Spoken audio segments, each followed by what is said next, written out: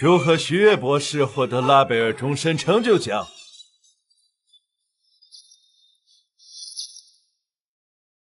许博士，您是首位获得此殊荣的夏国女性科学家，对此您有什么想要说的吗？如果我是一名男性科学家，您今天还会刻意强调我的性别吗？智慧无关性别，希望大家都能突破性别标签的枷锁，勇敢做自己想做的事情。这份荣誉属于所有在科学路上跋涉的夏国人。是的儿。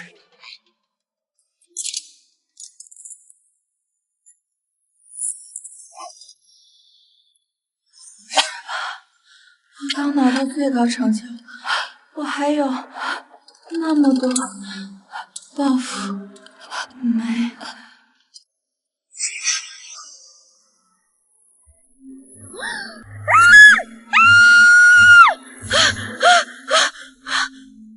我没死，这是哪儿？恭喜宿主保定名臣系统，欢迎来到大雍王朝。什么？我穿越到系统了？是的，宿主，本次任务目标位极名臣，成功将获100亿奖金，回归现实世界重生；失败则被系统抹杀。100亿奖金？那我的科研经费不就有了？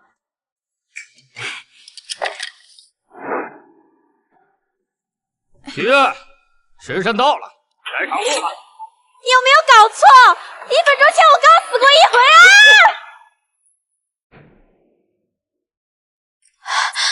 啊！说好的100亿奖金呢？怎么开局就是死求副本啊？我到底是怎么了？记忆数据同步中。娘亲，为什么单子只有姐姐有，我没有？雪儿，你记住，你爹爹已经不在了，你必须女扮男装，绝不能被识破，否则咱们将会被那些豺狼虎豹吞得连骨头也不剩。许悦天资聪颖，本次会试高中会员，却被萧世子诬告舞弊，锒铛入狱，早已连中4元。这怎么会舞弊呢？我是冤枉的，我没有舞弊。这话跟野王爷说去吧。系统，爸爸救命啊！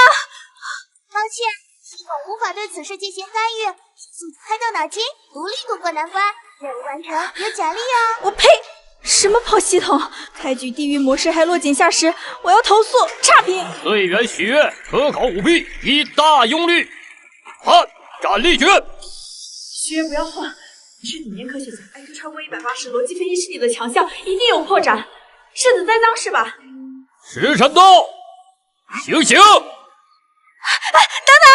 我要同伙，我要举报。陛下近来的棋艺可增进了不少啊。皇叔，您过谦了，朕这只是微末伎俩，偶得灵感，哪比得上皇叔这多年的积淀，运筹帷幄。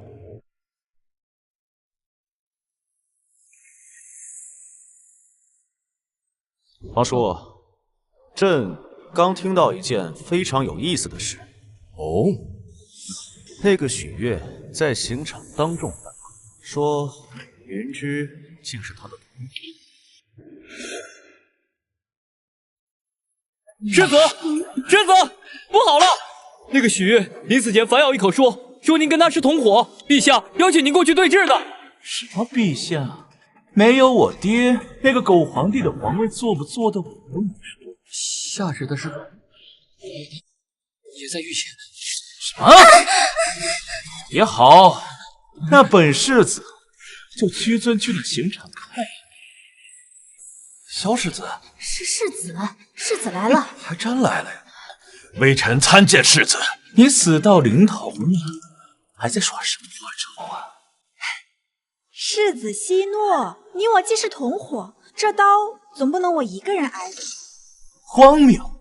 本世子什么时候成了你的同伙？若我们的试卷一模一样，那主考官和各位阅卷大人又怎么断定是我抄袭了你，而不是你抄袭了我呢？难不成就因为您父亲是权倾朝野的魏王，而我只是一个无依无靠的寒门学子，就要不分青红皂白的定我的罪吗？对，他说有道理啊。许悦，你东拉西扯，胡说八道，可有任何证据？证据？我自然是有的呀。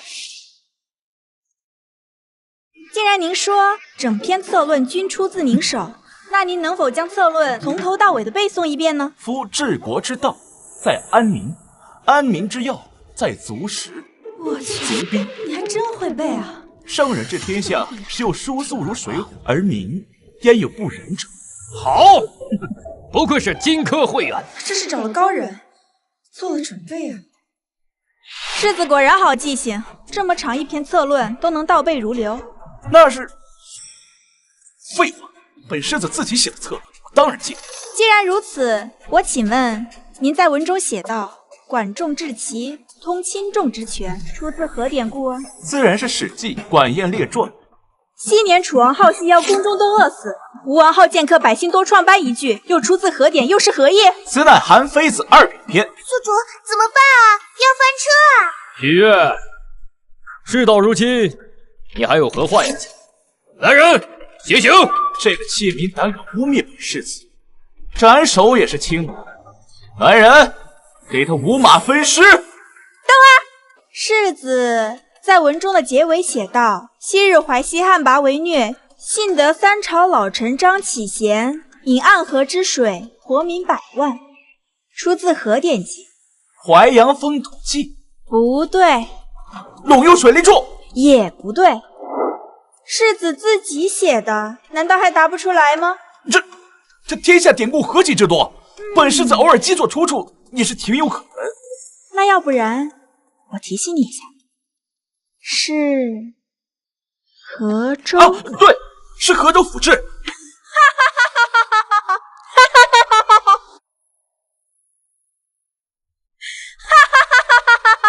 你笑什么？我笑你宠而不自知。什么河州府志，什么张启贤，全都是我杜撰的。你诈我！诸位都听见了，自己写的文章，自己用的什么典故，难道会答不出来？到底是谁抄袭的谁，一目了然。岂有此理！原来既是世子抄袭。关老爷，现在真相大白，是不是该把真正作弊的人抓出来？可不能因为他是世子，你们就包庇他。就是必须严惩诬告者，严惩诬告者，对，严惩诬告者。陛下，您的这片大龙气数已尽，回天乏术。陛下，不必避讳皇叔，何事大声说。回禀陛下，如今刑场权情激愤，百姓皆言是世子抄袭，更有甚者讨论说是魏王包庇纵容，才会。这民间传闻都牵扯到皇叔了，这该如何是好啊？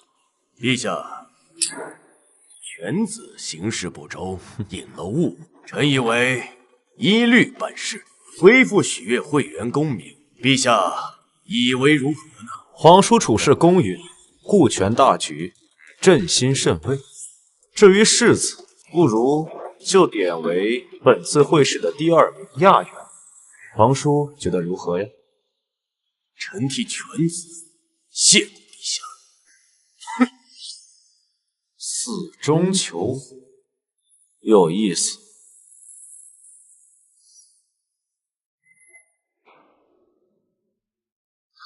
上旨到！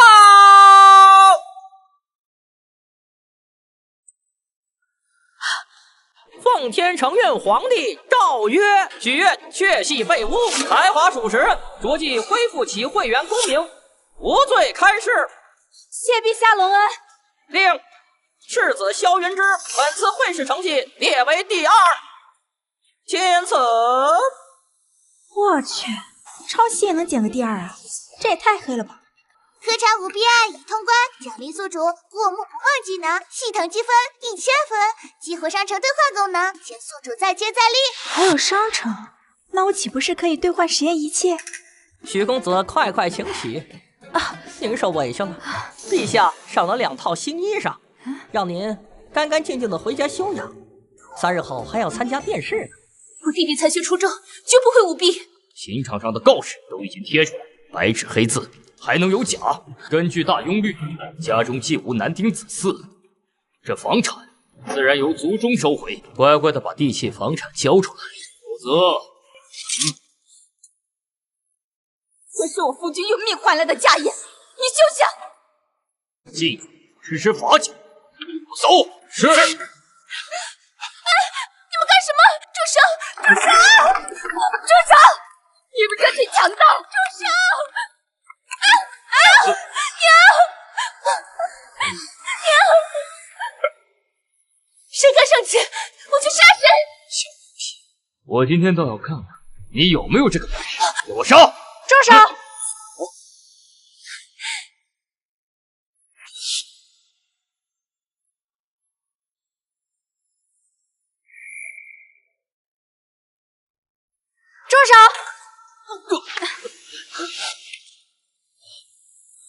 我的儿，你总算是回来了。月哥，你没事就好，我跟娘可要担心坏了。许愿，你不是应该被斩首示众了，是吗？我突然被捕，堂兄消息倒是灵。就算你侥幸逃过一次，科举舞弊，早就应该被剥夺功名。一个白身贱民，竟敢如此嚣张！你们还愣着干什么？给我上！站住！啊！都看清楚，陛下亲旨，已为我洗刷冤屈，恢复我会员功名。你们擅闯天子门生宅，殴打我母，欺凌我阿紫，抢夺我家产，是想打陛下的脸吗？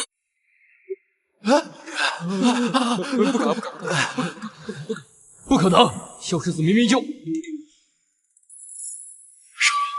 许愿连圣旨都拿来了，他说的十有八九都是真的。要不你先服个软，先糊弄过去吧。既然如此，那便是误会。我们这就走。今日你砸坏了我家多少样东西，就打自己多少下耳光，否则今天谁也别想走出我许家大门。阿紫，他们砸了咱们家多少样东西？一共18样。月哥，咱们都是自家兄弟，何必这么较真呢？今天是兄长唐突了，改日一定备上厚礼，登门致歉。谁跟你开玩笑？要么就把巴掌打足了，要么我现在就去击鼓鸣冤，让大家伙都看看萧世子的门下是如何仗势欺人、强取豪夺的。到时候就看你的萧世子还愿不愿意保你。别，我打还不行吗？听不见。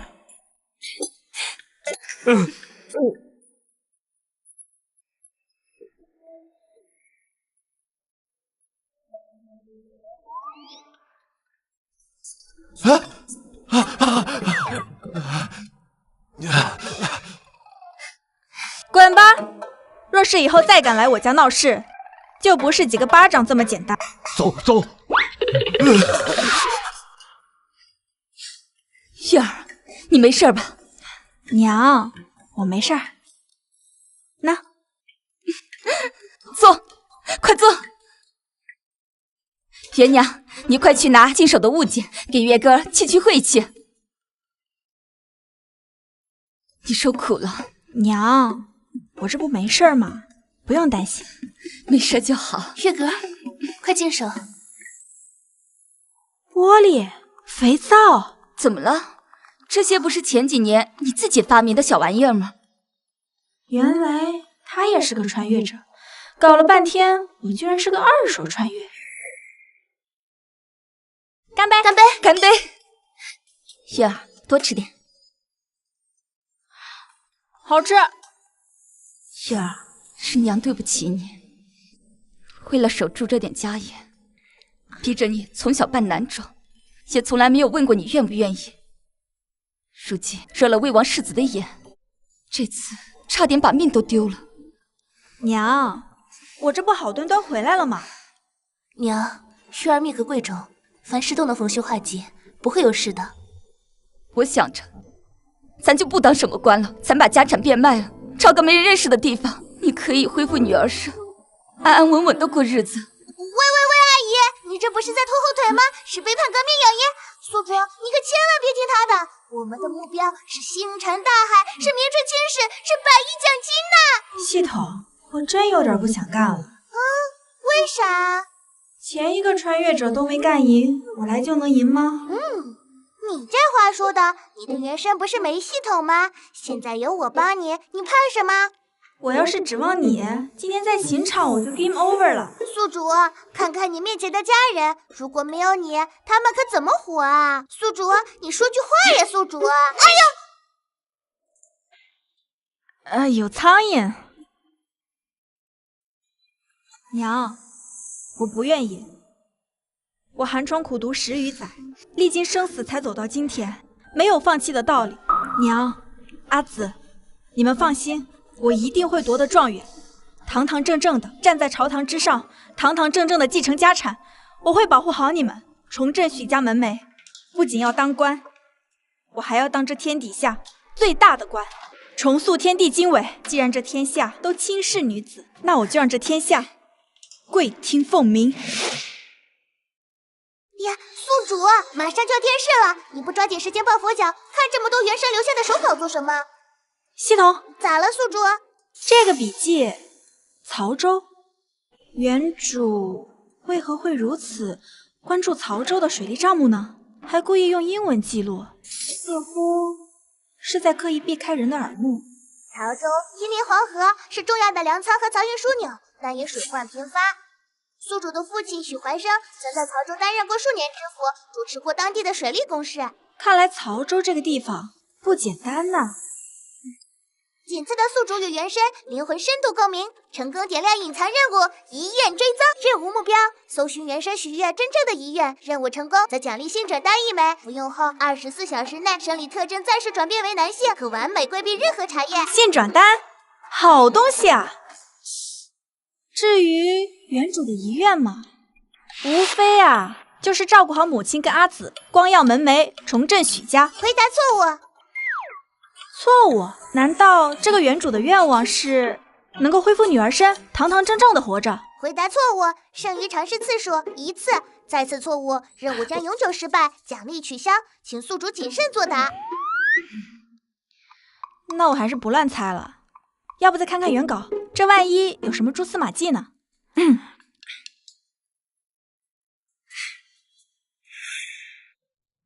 殿试伊始，恭请陛下圣训。没想到皇帝还挺年轻的，不过朝中大事都是由魏王把持，他这个皇帝只怕也不好当吧。陛下，时辰已到，请陛下赐题。且慢，陛下，此前许月深陷科考舞弊漩涡，坊间一律未决。臣建议再给许月一道查验的程序。这入宫时内侍已经按例检查过所有贡生了。宫门处的查验只为防范武器兵刃粗疏简陋，而今需行贴身搜查，细查其是否夹带骗纸之字。那我的性别不就暴露了？他又不知道我是女子，为啥非要整这一出啊？就想搞我心态？王爷，这与理不合呀！皆是天子门生，如此为正清门，臣愿首先接受搜集。学生也愿接受查验。来人！既然皇叔坚持，那便查吧，切莫耽误了殿试的事啊！完了完了，遗愿寻踪的答案到底是什么呢？系统，你好歹给个提示啊！许公子，请快一些，莫让陛下与王爷久等了。曹州水利账本还有萧文策，一个王爷何必总和我过不去？如果他目标不是我，难道是我爹的死并非意外？原生的遗愿是找到爹爹死亡的真相。回答正确，奖励性转单已发放，是否立即使用？立即使用。许公子，你这是做什么？我从小没见过女人，有点害羞。嬷嬷，你请便，请便。许公子并无夹带，请更衣后立刻前往大厅。他们居然没塞什么小抄污蔑我，就这么善罢甘休？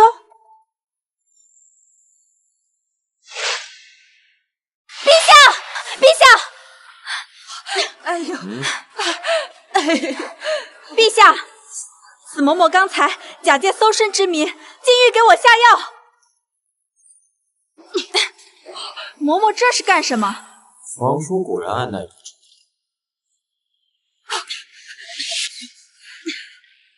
陛下，这个药瓶臣之前在集市上见过，乃是男女合欢之药。臣寒窗苦读10余载，一直守身如玉，没想到今日竟……陛下，请陛下为臣做主。你血口喷人！老身都能当你祖母了，怎会对个毛小子有那种心思啊？这药明明是什么？那就宣太医进来查验。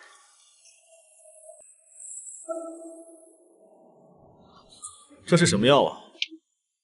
陛下，此药名为亚麻彩，人若沾染，不过片刻便会浑身麻痹，口不能言，服用过量者可当场暴毙。陛下，若不是臣侥幸察觉到了，恐怕此刻已成废人了。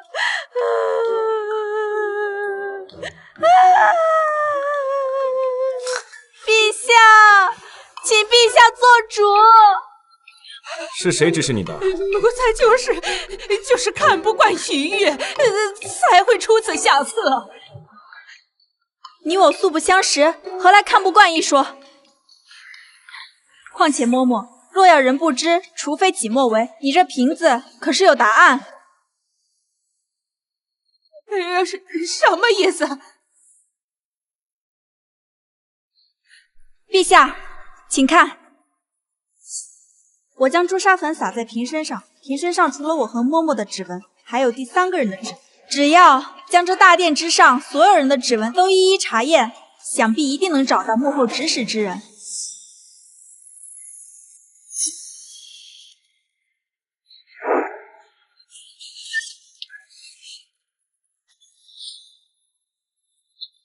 哎，不要！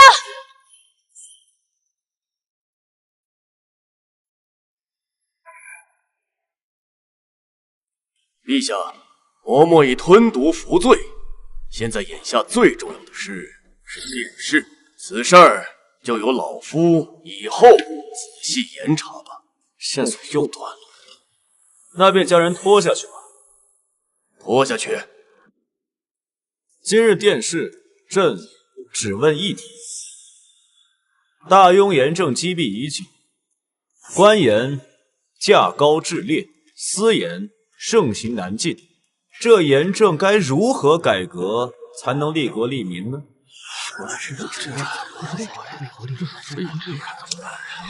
学生愚见，当从严查私盐入手，使犯私者为法而止，同时责令各地盐场提效增产，或可平抑盐价。臣兄所言尽是书生之心，严查私盐谈何容易？严厉之后，足以叫人铤而走险，屡禁不止。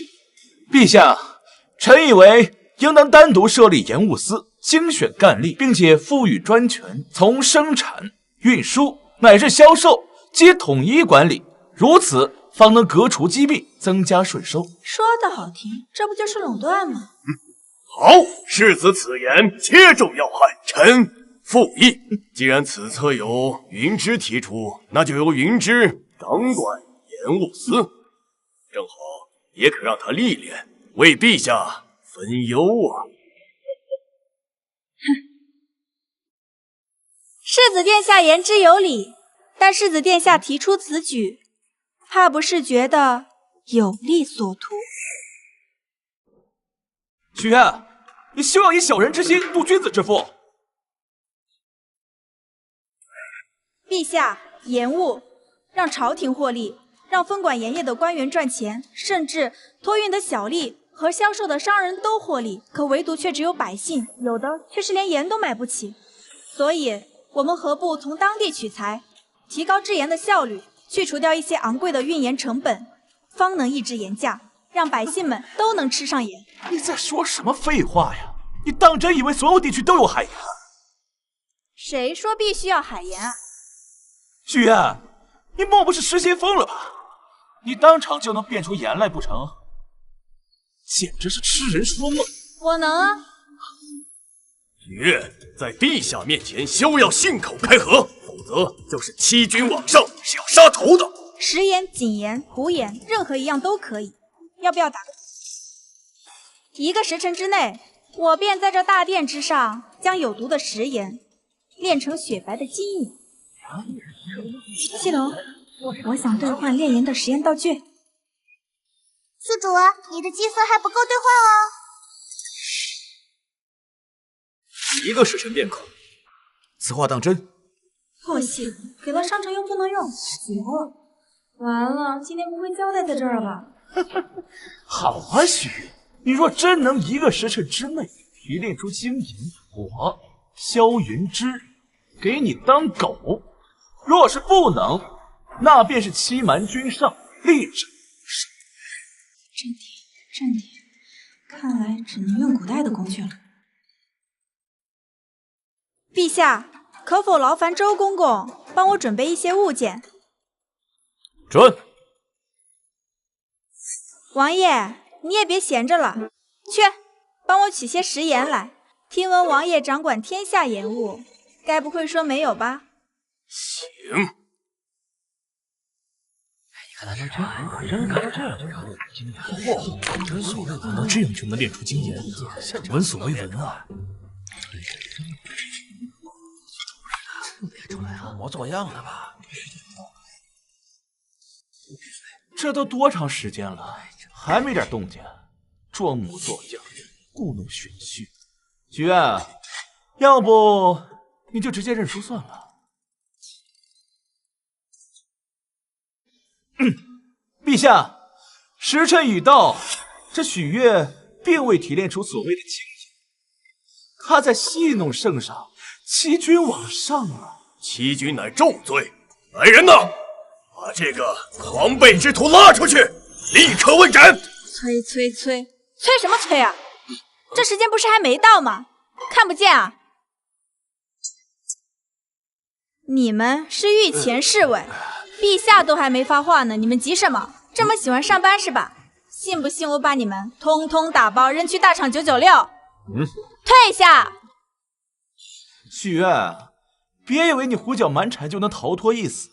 你世子殿下还是提前练练狗叫吧。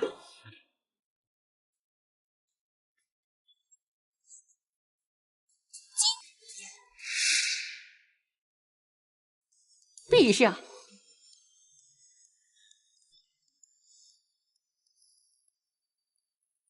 纯净无比，毫无苦涩之味。你还真有化腐朽为神奇之能啊！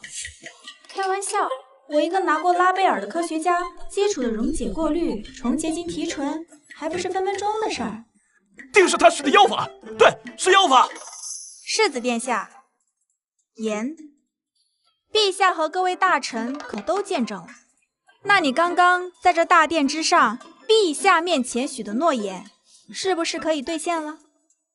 许愿，本世子乃天皇贵胄，你竟敢！许愿，得饶人处且饶人，一句玩笑罢了，你何必认真呢？陛下，学生惶恐。方才学生若是没有掷出盐，王爷必定会将臣立斩不赦。而现在学生掷出了盐，世子殿下却出尔反尔，拒不履行承诺，难道这欺君之罪还分人不成？许月之言并不无道理。君前无戏，世子基于许月有约在先，如今许月已然做到，你就依约而行吧。陛下谕令，照做。我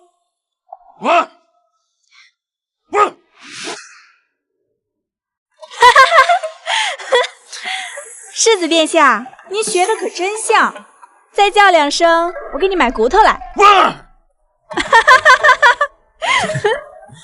好了，赌约已毕，起来吧。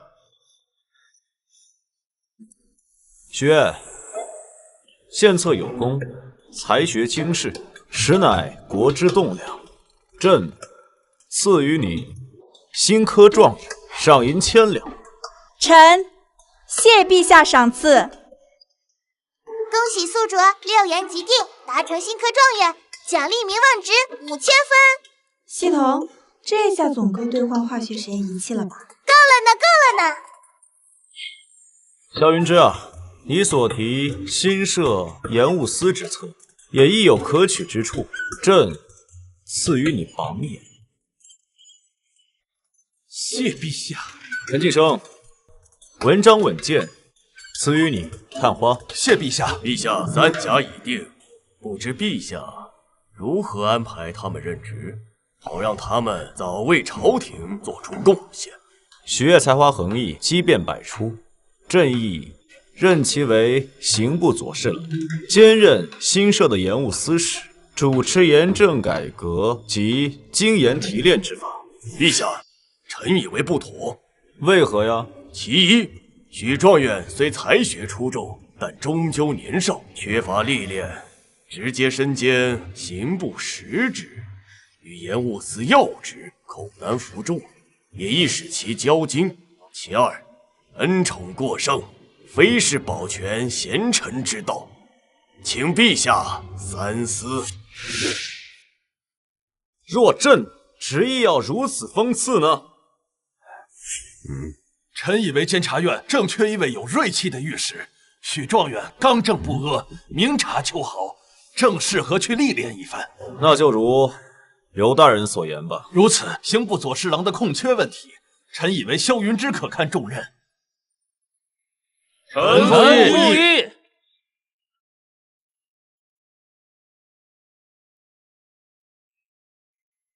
准。谢陛下。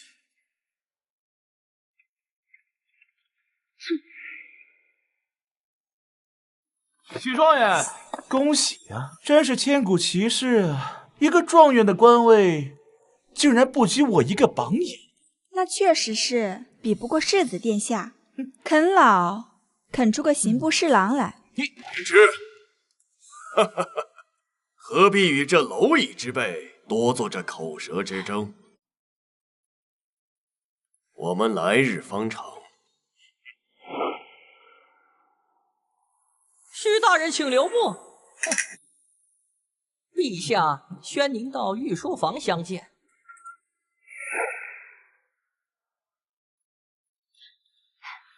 臣参见陛下。还行，快起来。还行。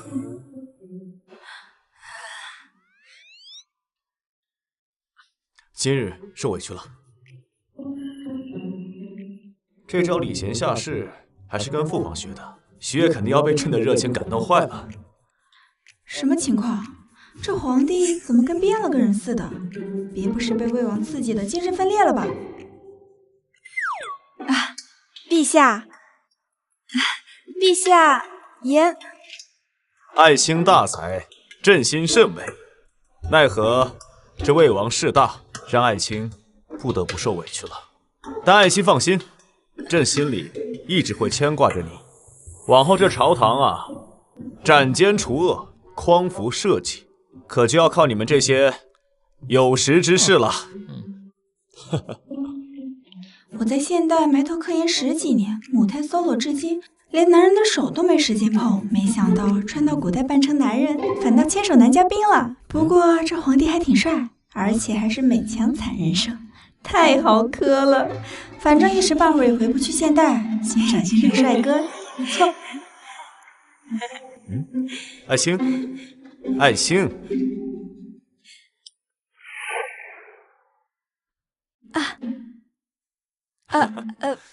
陛下失礼，臣刚才走神了。哎呀，无妨无妨，这次找你来也没别的事，就是想和你聊聊家常，看看你家中有何困难，你尽管说，定为你做主。谢陛下关怀。今日你让魏王颜面尽失，他们必定怀恨在心。日后你在监察院乃至以后日常出行，都得小心行事，谨防小人暗算。臣明白，谢陛下提醒。啊，爱卿，聊了这么久，想必也饿了吧？不如就在宫中吃点点心再回去。不用。陛下，许状元还得跨马游街，跨关3日呢。想必这会儿状元郎的官服和骏马都已经准备好了。啊？游街？这位状元郎生得好生俊俏，不仅是状元，还是6元及第呢，千古以来第一人呀！怪不得古人寒窗苦读都想中状元，这爽文居然也是被我演上了。小心！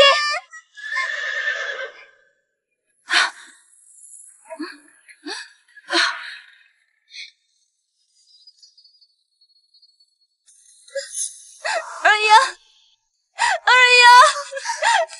多谢许状元，多谢恩公救命之恩。谢谢状元哥哥。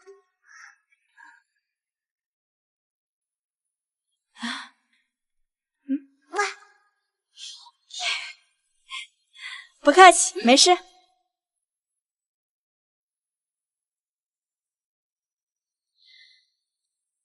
月哥，你没事吧？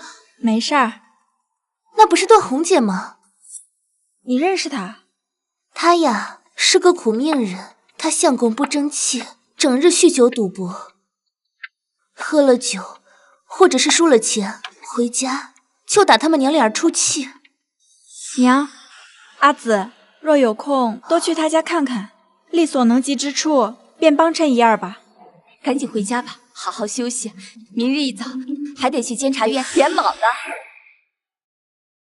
虽然开局只是个御史，但好歹是央企公务员。看我如何在这监察院大展拳脚，抓贪官，除污吏，刷声望，积累政治资本，名臣之路就从这里开始。我回来了。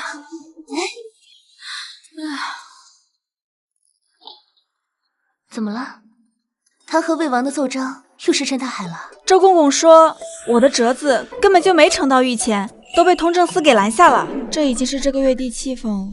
没关系，朝中积弊也不是1天2天就能够清除的，慢慢来。至少你现在的盐务司那边不是干得风风火火的吗？听说司法推行和经研提纯都很顺利，陛下还褒奖你呢。盐务司是实政，自然是好做些。可是监察御史，月哥，月哥，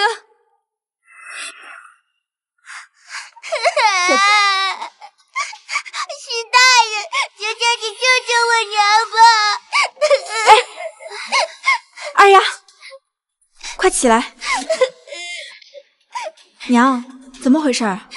今日我照常去他家送些吃食，只见这孩子一个人在家，饿得都快脱血。问了邻居才知，段红的混账相公因为烂赌欠了一屁股债，债主逼得紧了，竟丧尽天良，想把这亲生女儿送进那见不得人的地方换钱。什么？段红拼死阻拦，被打得浑身是伤。他相公拿起菜刀要砍他们母女俩，段红被逼无奈抢下菜刀，亲失手把那相公给杀了。段红是为了保护孩子，自卫伤人，顶多算个防卫过当吧。防卫过当是什么？我带着孩子去刑部大牢打点，想见一面都难。后来使了银子，才打听到说是弑父大罪，判了斩立决。许大人，娘说你是好人，许大人，求求你救救我娘吧！乖，二丫，别哭了，我一定帮你想办法。娘，你知道这个案子的主审官是谁吗？我这就回监察院写折子去。萧云芝，萧云芝，又是他。可是我现在连魏王的边都摸不到，怎么弹劾得动他儿子？既然如此，那就只有一条路，面圣死谏。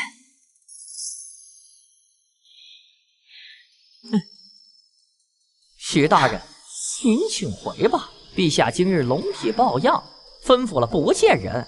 周公公，我实在是有要紧的事，事关朝纲国本，必须要面见陛下，劳烦您再通报一声吧。许大人，您都站了2个时辰了，陛下的意思您还不明白吗？这有些事儿，非不为也，实不能也。回吧，啊！陛下若是不见臣，臣便在此长跪不起。哎，您这是何苦呢？宿主冷静啊，你不会真要一头枪地来个死谏吧？一头枪地，那多疼啊！我才不干！他不让我舒服，我也不能让他舒服。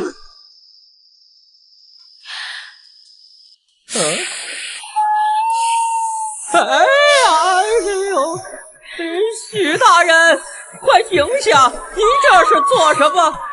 宫廷竞技，戏容如此喧哗，快停下！快停下！陛下不是龙体欠安吗？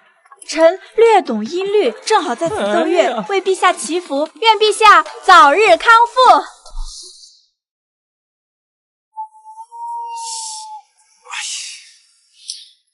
什么声音啊？陛下，是许大人。他说若是见不着你，他就一直会在外面为你奏乐祈福。老奴实在是拦不住啊。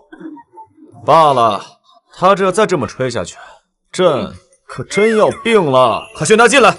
是陛下。许大人，陛下有请。臣许悦参见陛下。臣此次冒死求见，实因搜集到魏王父子贪赃枉法、结党营私、陷害忠良等诸多铁证，桩桩件件，令人发指，请陛下御览。你先看看这个，折子里写的跟我搜集到的一模一样。陛下，你一早就知道魏王一党的恶行了？是，但又能如何？朝中有多少要害之辈，都在魏王一党掌控之中。若朕执意下旨查办，非但动不了他们分毫，反而会打草惊蛇，甚至有更多像你一样上奏直言之人，恐遭灭顶之灾。臣明白了，是臣思虑不周，惊扰圣驾，请陛下恕罪。此事暂且隐忍，从长计议吧。段大姐性命垂危，等不了啊！王权胜于君权，既然自上而下的王法奈何不了他，那我便试试自下而上的万民之心。走过路过不要错过，新鲜的金报出炉了，来看一份。有什么大事、小事、新鲜事，早看早知道。来，这位公子，这是来份金报吧。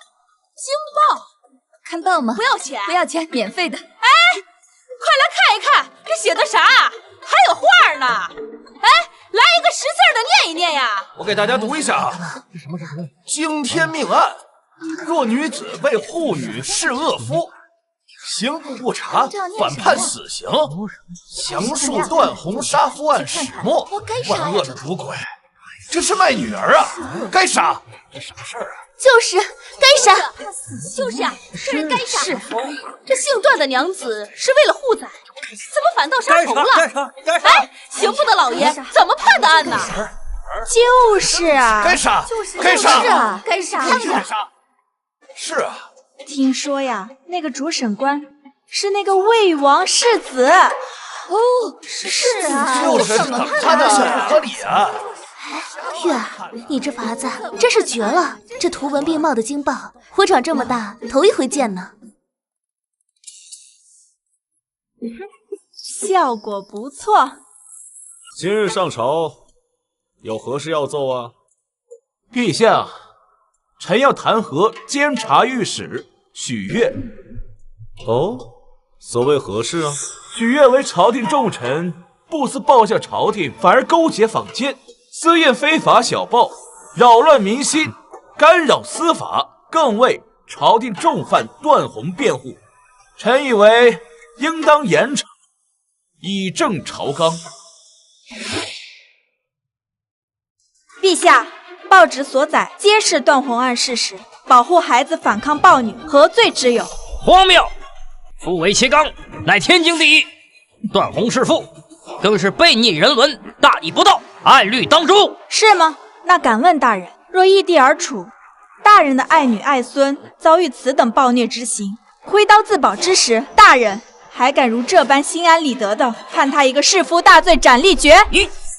你夫为妻纲，这纲可是单方面要求女子逆来顺受，难道一个母亲要眼睁睁看着自己的孩子坠入火坑而不敢反抗吗？断红案毕竟是少数，你不要以偏概全。少数？那要不要大人与我同去各家各户问问看？诸位大人高坐庙堂，可知民间有多少女子正在遭遇此等暴行而求助无门？只因世俗礼法将女子视为男子附庸，离了夫家便无路可去，无产可依。如今甚至连保护自己的孩子都成了罪过，这难道公平吗？女子亦是人，并非牛马畜生，她们不该成为丈夫肆意打骂甚至交易的私产，她们也该有活下去、保护自己、保护孩子的权利。陛下，此案若按弑夫论处，伤的不仅仅是段宏一人的心，更是这天下所有备受欺凌却求助无门的女子的心。望陛下三思。许愿，你何必如此？快起来！许御史巧舌如簧，煽动人心，真是一把好手啊！然朝堂论政讲的是规矩与法度，依我提议，有罪无罪由咱们朝廷的百官投票定。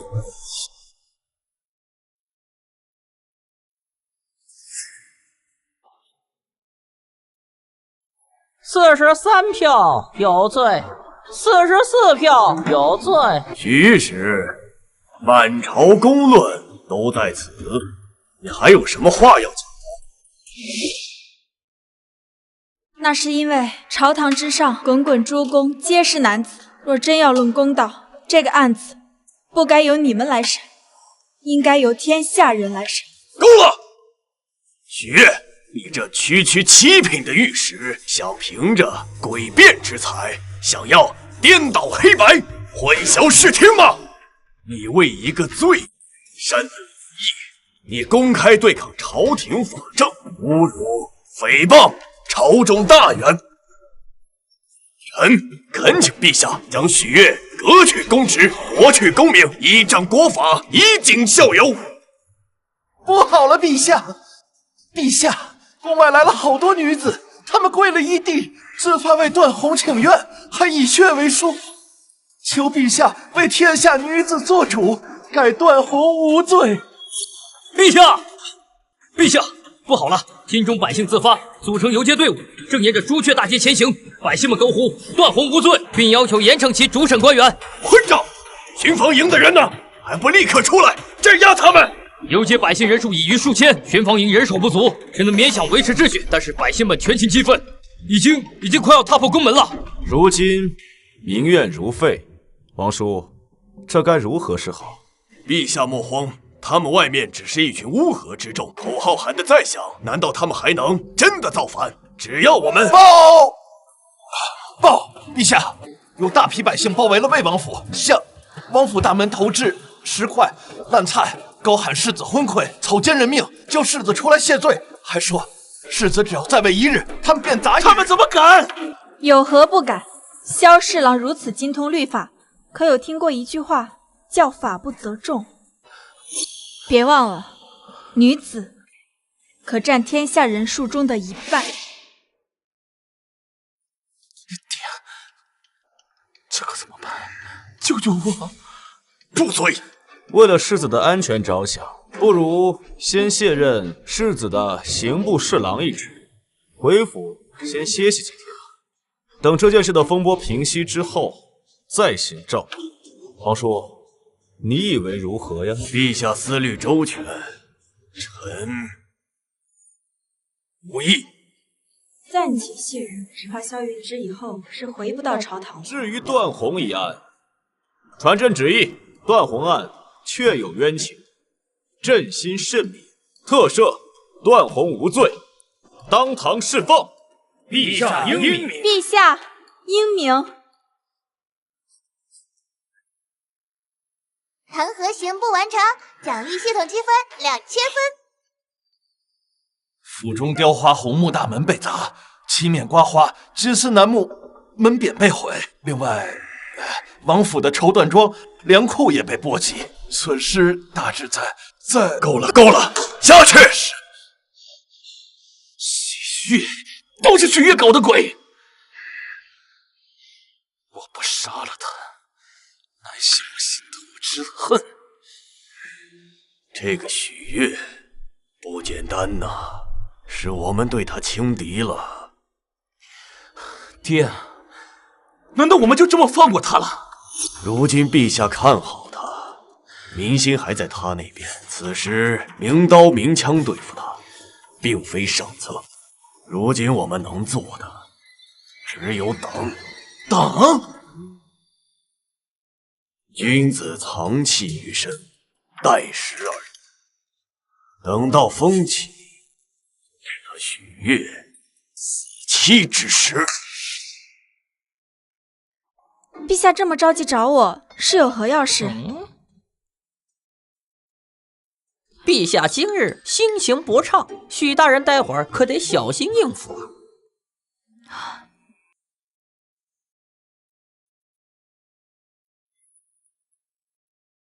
臣许月参见陛下。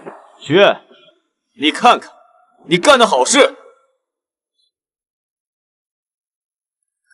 经当今圣上，后宫藏娇数十人，夜夜笙歌误朝政。帝王风流事，萧帝不纳后却私宠无数，为哪般？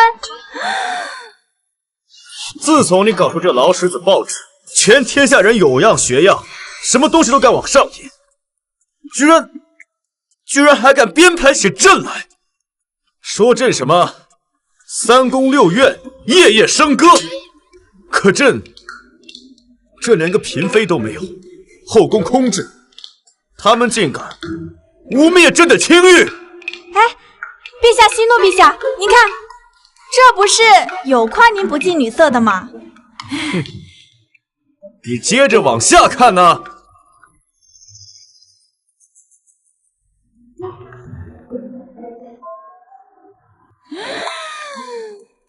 完了，这届狗仔队不对，是狗仔书生，太能编了。陛下，这民间舆情犹如洪水，他赌不如输。其实这种局面呀，掌控它很简单。简单？你说的轻巧，怎么管？可以开一个监管机构呀，比如叫邸报出版署，就用来审核所有发行出印的报纸和书籍的内容，但凡有诽谤朝廷、污蔑君上的伤风败俗者，一律严禁查办。接着往下说。而且呀，这报纸它不一定只有百姓能搞呀，朝廷也可以搞的嘛。我们可以办一个官报。官报？正是，朝廷将来要是有什么新政令、新举措，都可以通过这个报纸告诉百姓们，而且这个报纸还可以接受百姓的投书，揭露地方弊政。这样一来，天下人人都是陛下的耳目，人人都是陛下的谏议大夫。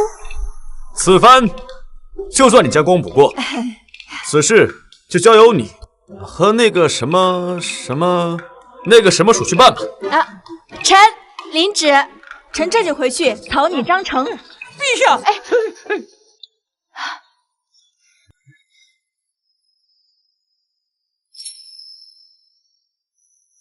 这模样，这神态，怎么这么像女子？老奴该死，奴才冲撞了许大人，老奴罪该万死啊！啊，无妨无妨，是我自己不小心。那个公公如此匆忙，是有什么要事吗？陛下，曹州急报，黄河绝地，便会数十州县，现下曹州，饿殍遍野，哀鸿遍地。陛下，曹州危在旦夕啊！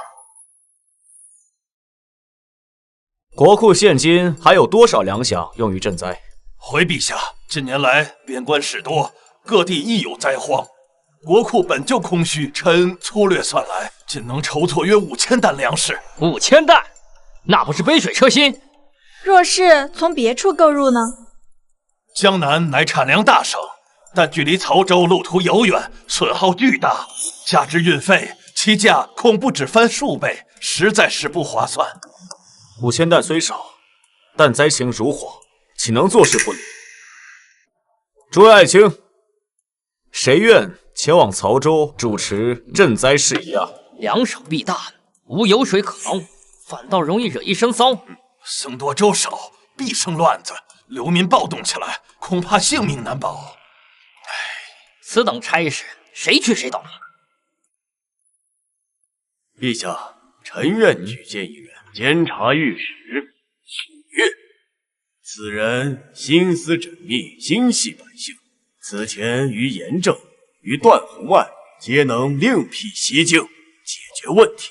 这次曹州的灾难，非大才不能胜任。臣认为许悦正是最佳人选。是啊，是啊。魏王所言极是，许御史年轻有为，正该为国效力。臣不异。陛下，臣愿往。此事关乎重大，朕还需斟酌。陛下，退朝。退朝。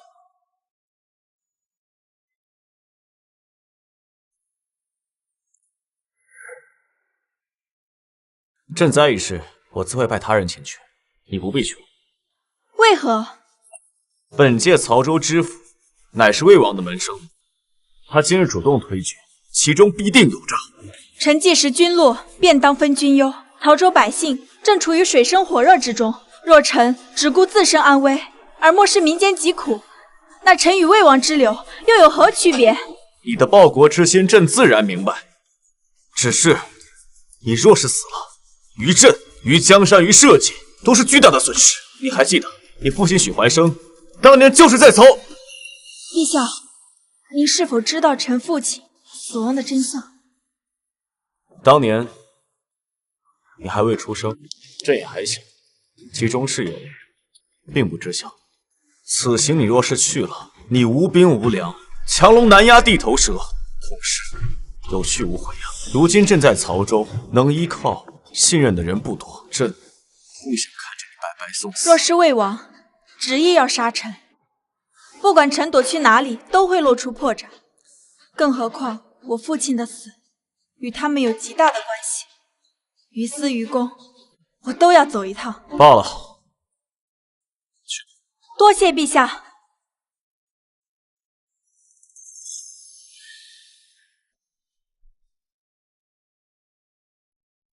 你即刻放出消息，就说朕因黄河决堤之事，忧心忡忡，怒火攻心，病倒了，暂罢早朝，封锁宫门。朕需要静养，任何人不得打扰。陛下，这是……朕要微服出巡，亲赴曹州。陛下，万万不可呀！陛下，万万不可呀！曹州现下乱作一团，若是您的身份暴露呢？正因如此，朕才更要去。朕的臣子尚且知道，识君之路，为君分忧。朕受天下百姓的供养，岂能对百姓疾苦坐视不理？而且，若是许大人死亡真相跟魏王党有关，这也许是一个突破口。是，陛下。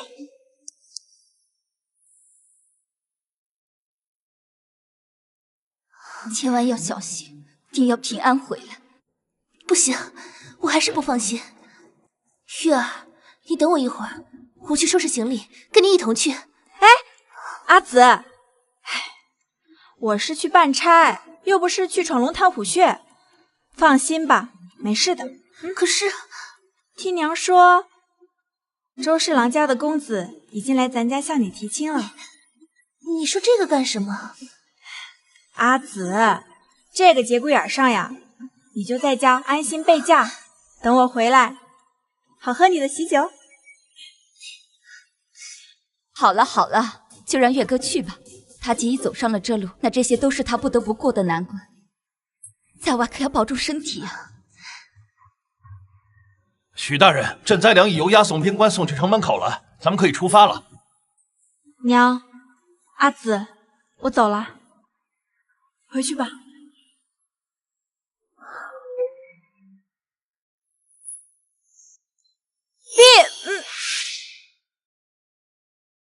碧，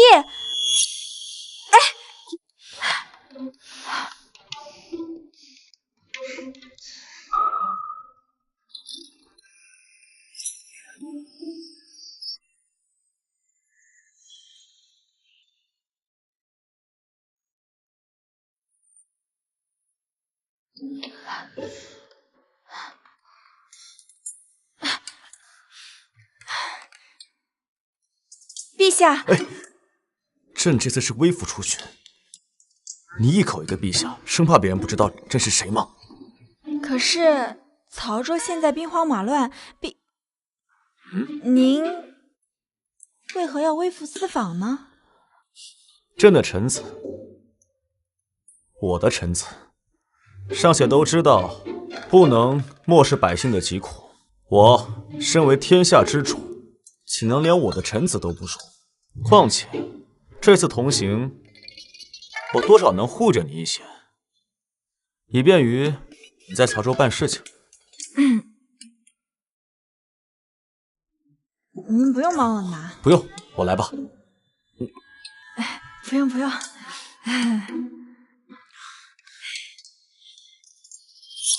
爹，许月已经出发前往曹州了。心中有惊雷而面如平湖者，方成大事。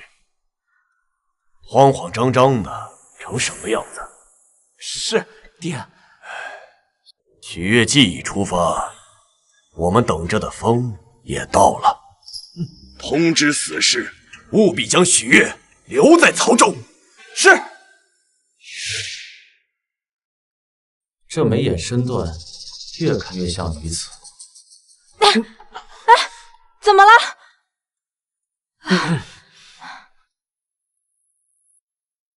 启禀大人，说，曹州境内哀鸿遍野，饿殍枕藉，而且城内的粮价已经飙升至10斗银每两，有价无市。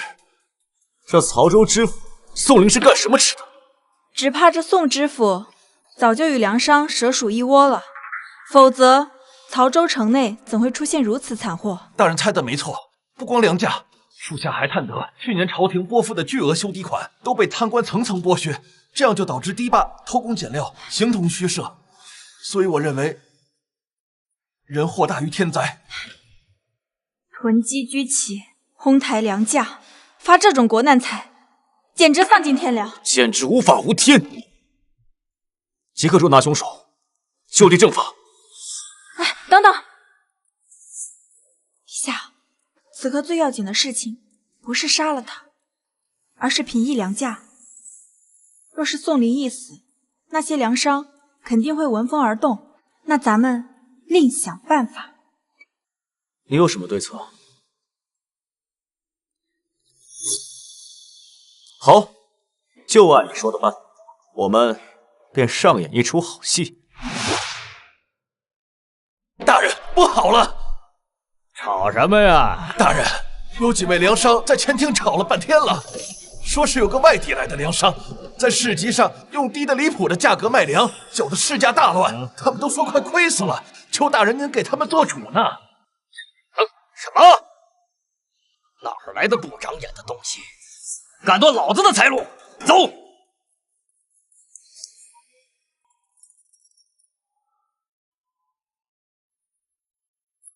大家都排好队啊，人人有饭。这可怎么办呀？怎么办呢？这是怎么办呀？大人，就是他。哪来的屌商？谁准你来此地卖粮的？你又是谁？毁了我的生意不赔钱，我就立刻报官。报官？好啊，我家主子就是曹州知府宋大人。原来您就是知府大人呐！小的错了，大人恕罪。大本官问你，你的粮食从何而来啊？录影文书呢？啊，回大人，小的乃是正规商人，手续齐全，望大人过目。大人，整个曹州哪有低于8两的粮食？它的价格这么低，定是来路不正，亦或是掺杂了沙土的劣粮，请大人明察。对，什么公文，定是伪造的。各位老爷，难道还不知道朝廷的大批赈灾粮马上就要到了？这沿途的粮价全都在暴跌，小的就是之前存了太多高价粮，这眼看就要砸手里了。听说呀，咱们曹州城的粮价还稳着，这才过来低价抛售嘛，好歹挽回一点损失。你休要胡说八道！朝廷只征了5000担赈灾粮，杯水车薪，怎么可能影响我曹州的粮价呢？你休要妖言惑众！宿主，他连5000担都知道，肯定是魏王告诉他的。5000担？明明是5万担啊！5万担？不可能！而且江南的米船快要到了，额外又加了5万担，这总共是10万担赈灾粮啊！是啊，10万担，这么多，原来不可能！你休要骗人！这个是朝廷的公文，我从附近县的墙上撕下来的。那你们自己看嘛。这果然是10万担！知府大人，完了，全完了！10万担粮食一到，咱们的粮食可就全烂在手里了。是啊，大人，你得想想办法，毕竟我们的粮库人都贪过。你闭嘴！东家，不是有位公子在咱们这里收了不少粮食吗？要不把这位公子介绍给各位老爷？闭嘴！各位老爷，别听他胡说。公子，刚才的事儿多有冒犯，您别见怪。是啊，公子，求您想想好，那个收粮的公子在哪儿，帮我们引荐引荐，不然咱们就死路一条了呀。这卖粮的，你最好是实话实说，否则我以你扰乱市场、贩卖劣粮，我治你的罪。哎，别！知府大人，小的也不知道他的来历，但是听他的随从唤他黄公子，看起来排场很大，像是京里来的富家子弟。他现在在哪儿？啊，他现在在城东的悦来客栈天子号房。小的就知道这么多。是啊。站住！干什么的？二位，我们是本地的粮商，求见黄公子。我家公子吩咐了，不见客。我们10万伙计等着救命呢。黄公子，我等有急事求见，求您行行好，见我们一面吧。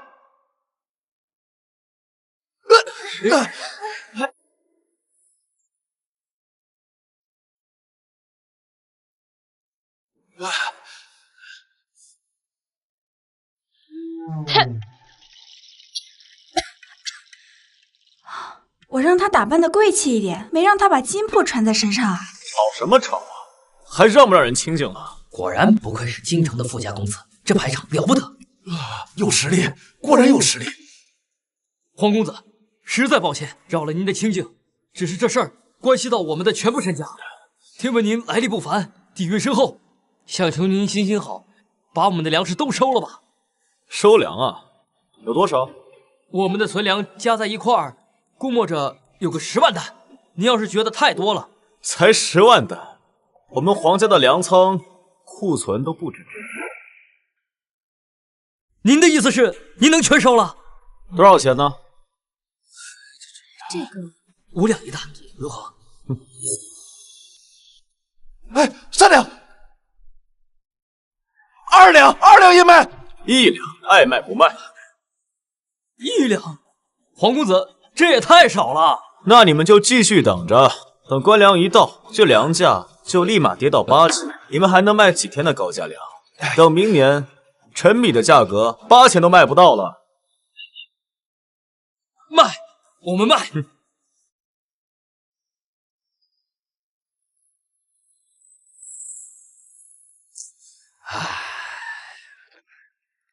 昨天那群人，那一个个像死了爹妈一样。后来怎么样了？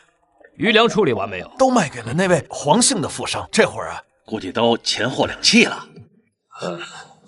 大人，10万担朝廷赈灾粮送到了，正在往官仓运送呢。还真送来了10万担。哎，走。是。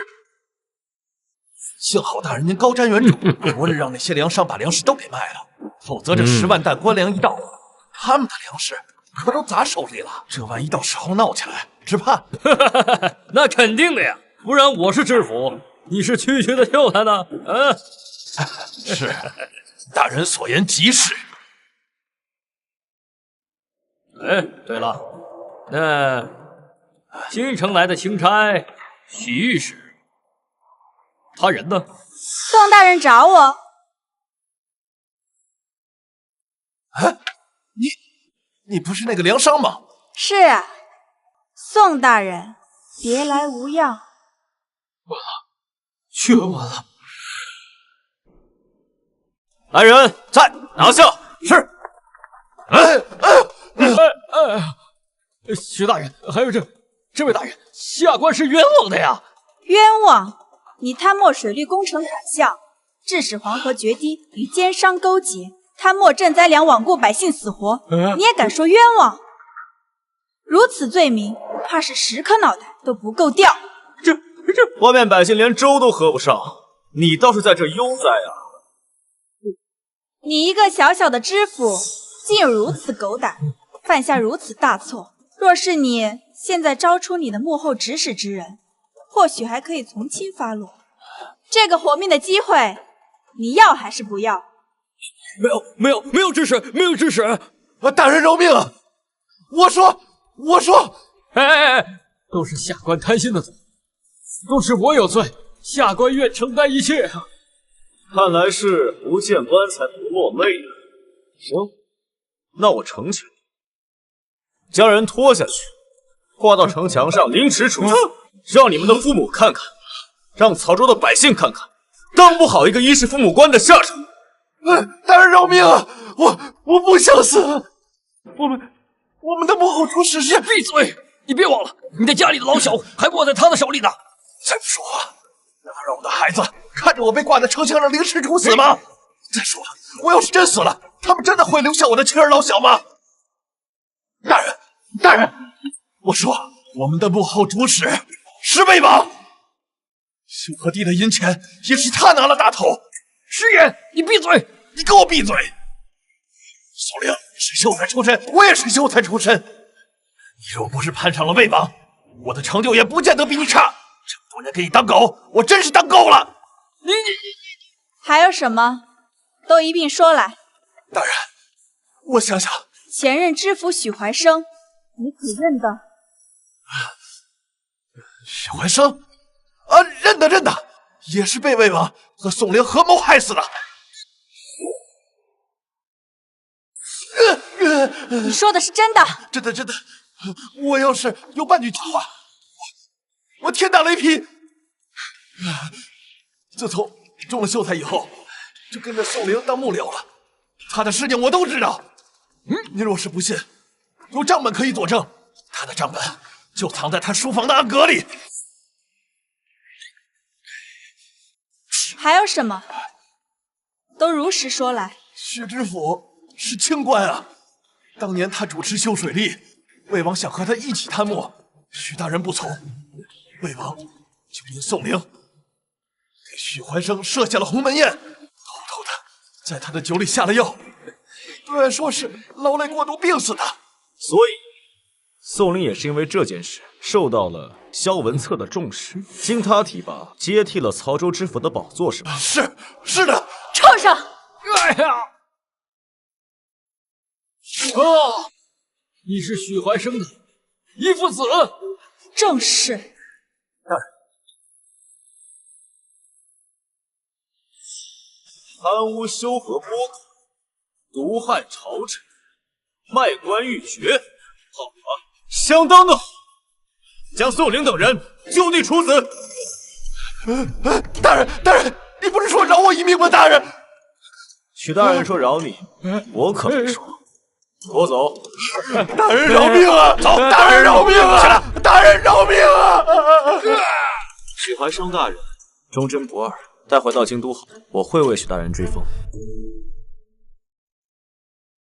多谢陛下，有了这个账本，萧文策的好日子算到头。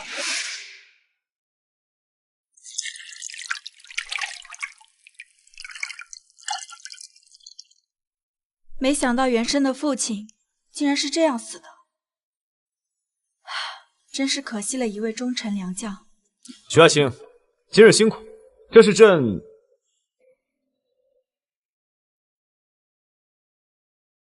我顺手给你煮的。不过，这曹州赈灾的事情都已经平定了，系统怎么还没有出来发布任务成功呢？用完了就早些休息吧。哦，我让厨子给你煮的。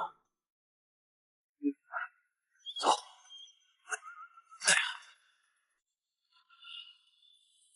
系统，你出来！系统，系统，怎么回事？平常一叫就出来了，今天怎么没有动静？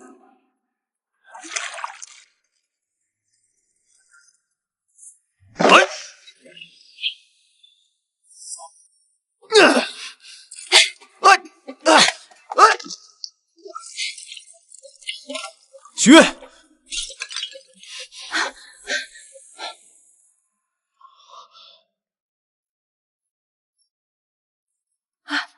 你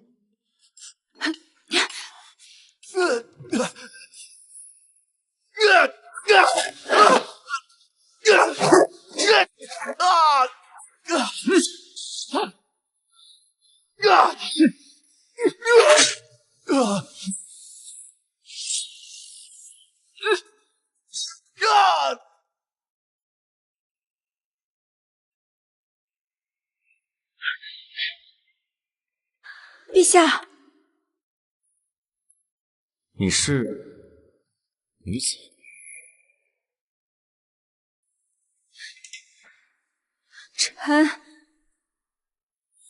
臣欺君罔上，罪该万死。但是，看在臣没有功劳也有苦劳的份上，能不能请陛下不要牵连臣的家人？女子，她是女子，太好了。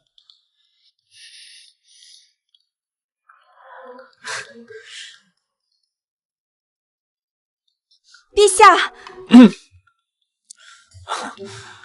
起来吧，你的秘密，朕替你保守。早点收拾，早点休息，明日便起身回京。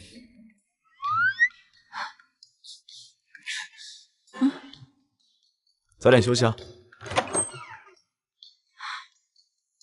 啊，他这是什么意思？不降罪吗？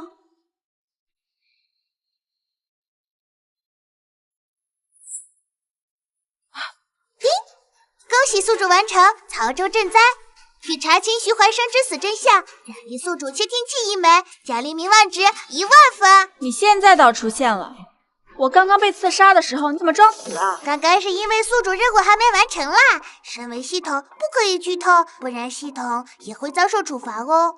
陛下发现了我是女子，但他并没有降罪的意思。真是榆木脑袋。算了算了，你刚经历了一场刺杀，这个节骨眼上你不去找幕后凶手，纠结这干嘛呀？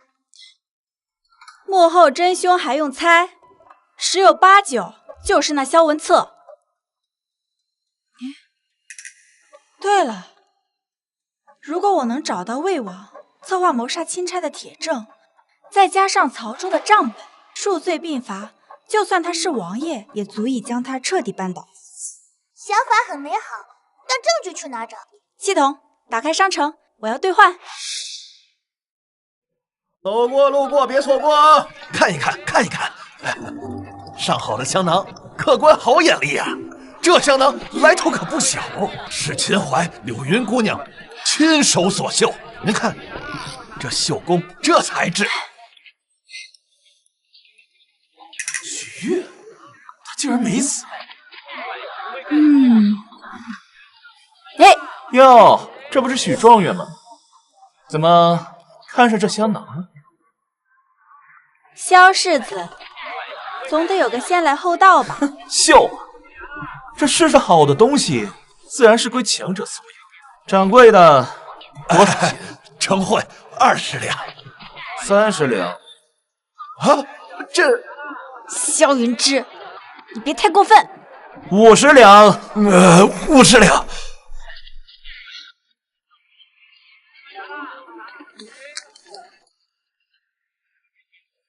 55两。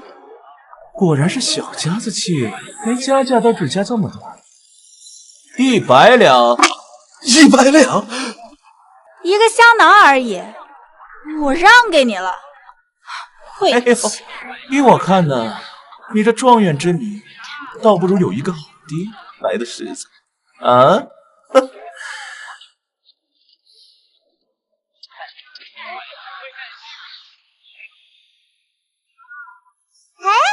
宿主啊，你怎么想到把窃听器藏在香囊里，又故意替他买走的？你也太聪明了吧！他这种草包，要面子又锱铢必较，我看上的东西他肯定要抢。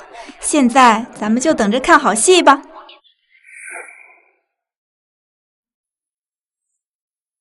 爹，不好了，出事了！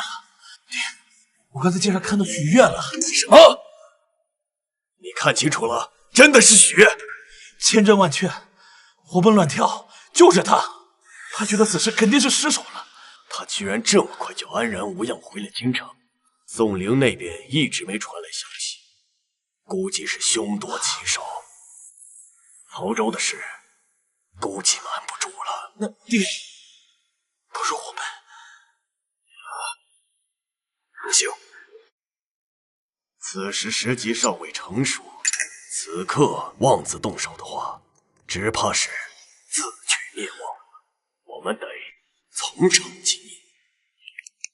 他居然这么快就安然无恙回了京城，宋陵那边估计是凶多吉少。曹州的事，估计瞒不住了。爹，不如我们……不行，我们得从长计议。这次刺杀，果然是他们的手笔。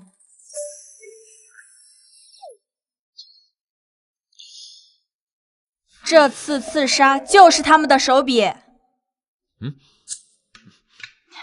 这是何物啊？竟能千里听音？陛下不必惊讶，一点小手段吧。这，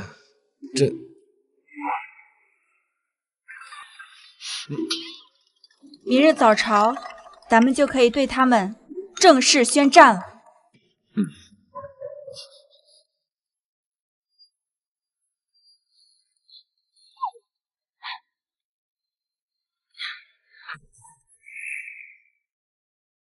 曹州水患得以平定，灾情得以控制，百姓得以安居。监察御史许悦功不可没，特擢升为右都御史，赏黄金1000两，绸缎100匹。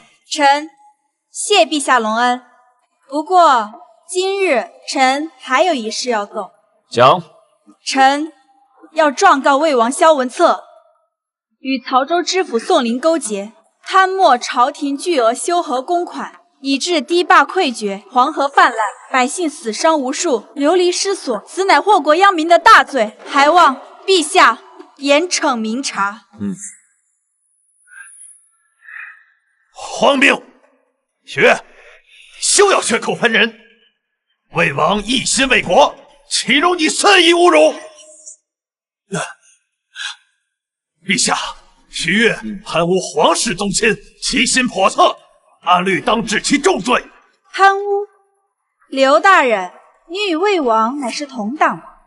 王爷，你敢说你从未收取过宋林送出去的好处？敢说从未指使他克扣公料，中饱私囊？许悦空口无凭，你说魏王贪墨公款，可有证据？此乃曹州知府宋林亲笔记录的账册。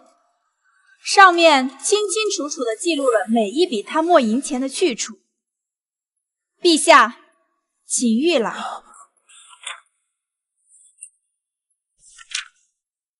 皇叔，白纸黑字，铁证如山，你该如何解释？臣有罪。这老贼这是打算承认自己的罪行了？不应该呀！陛下，臣罪在不查。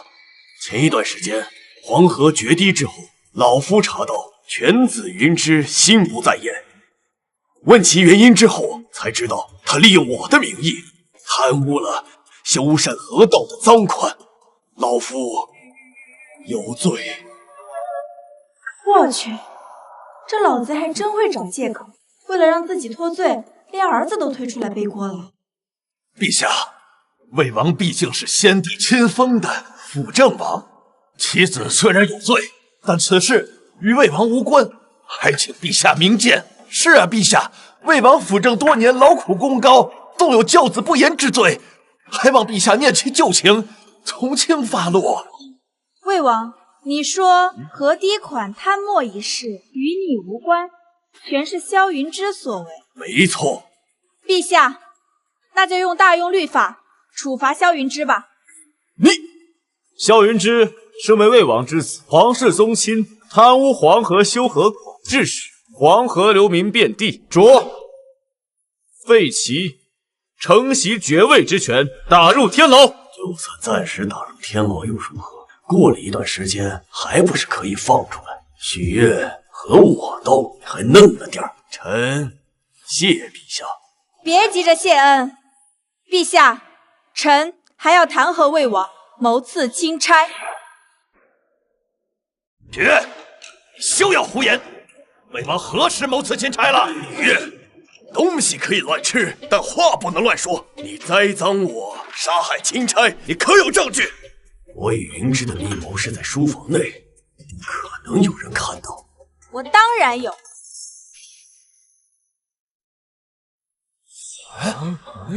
此物可记录并重现特定时间内的对话声音。恰巧昨晚王爷与萧云之在谈论懊恼为何未能将臣斩杀于曹州之事，其言谈正好被此物记录了下来。不可能！人世间怎么会有这种东西？是不是听一听你不就知道了？什么？你看清楚了，真的是许月，千真万确，就是他，活蹦乱跳的。派去的死士肯定是失手了。宋陵那边一直没传来消息，估计是凶多吉少。陛下，皇叔啊，就算朕念及我们叔侄之情，也绝不能罔顾国法。来人，魏王萧文策贪墨巨款，祸乱朝纲，更兼谋刺钦差，证据确凿。陛下，刺杀钦差大臣之事，是我那胆大包天的逆子萧云之所为，我只是知情不报，我不是主谋啊，陛下。陛下，魏王劳苦功高，纵有教子不严之罪，还望陛下念及旧情，从轻发落。陛下从轻发落。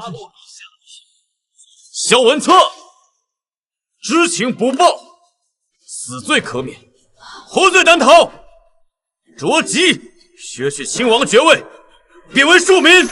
谢陛下隆恩。皇叔啊，此后你我便不是君臣了。如今曹州之事已破，萧云之已被打入天牢，日后再逐一击破其余残党，手刃萧文策，不久矣。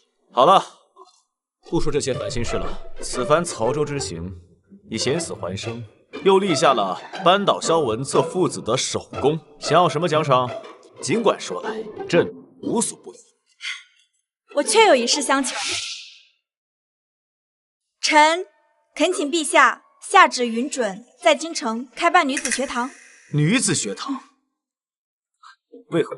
陛下，前有断魂案，后有曹州之难，百姓流离，女子尤为凄苦。若他们无实无学，便只能将命运系于父兄夫君之手。开设女学，让女子读书明理，此举功在当代，利在千秋，望陛下成全。见你如此有信心，朕准了。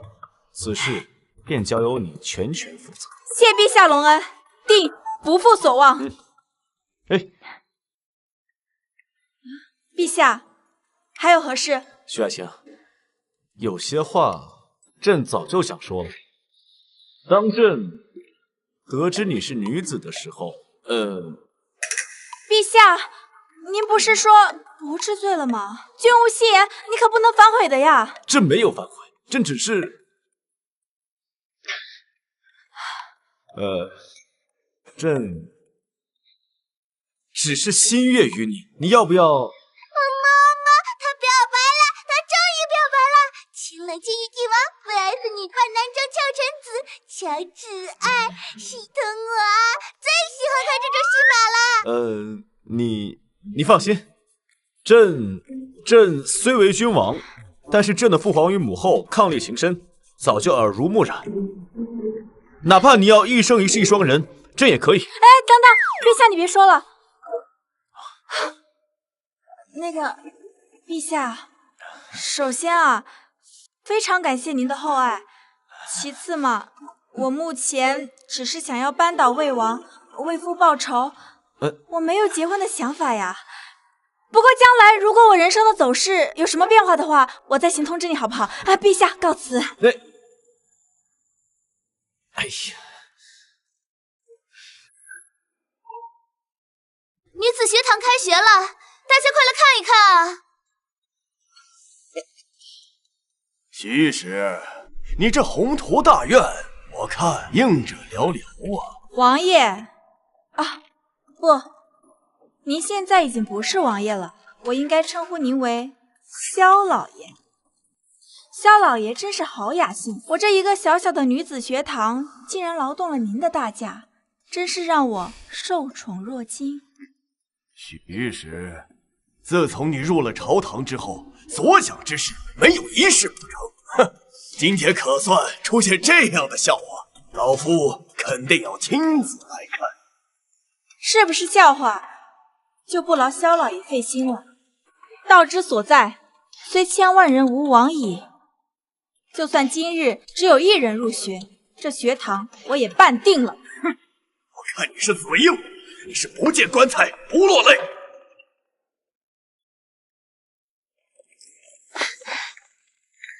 许大人，许大人，我们来了。许大人，我们来了。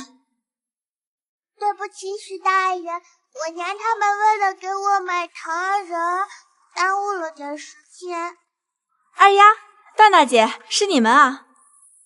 阿紫，快带大家先入学。大家快请进。来，萧老爷，看来民心所向并非如您所想。许大人，许大人，民女也想进学堂读书，不知可否收留？当然。这不是醉红楼的头牌如烟吗？你这女子学堂竟连风月场中人也收过？哼，名义上是清净之地，我看你这是藏污纳垢之处。雪儿，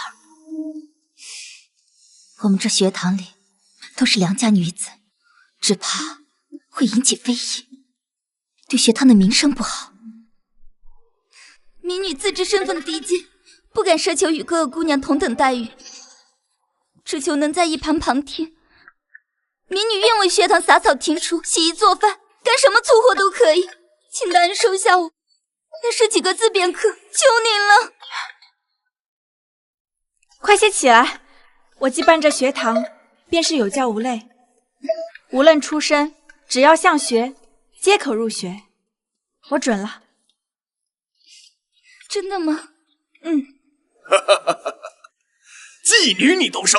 难道你想把这圣贤之地变成勾栏瓦舍吗？昔日管仲出身微贱，却可辅佐齐桓公成就霸业，可见人之价值所在，不在出身。你萧老爷，今日女学开学，诸事繁杂，下官恐不便接待，请萧老爷回吧。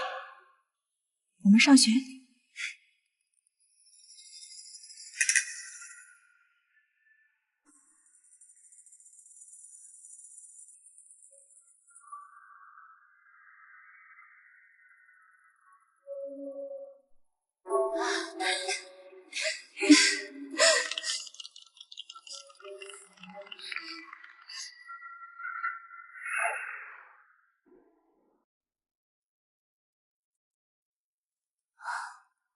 元娘姐，这里交给我来收拾吧。你是来入学的，怎么好意思让你做这些粗活呢？你们能收留我，我已经很感激了。要是不帮忙干些活，我心里过意不去呀。那行，你就帮我收拾一下桌子吧，其余就不用了。啊，对了，元娘姐，刚刚张夫子好像在找你呢。行，那我先过去一下。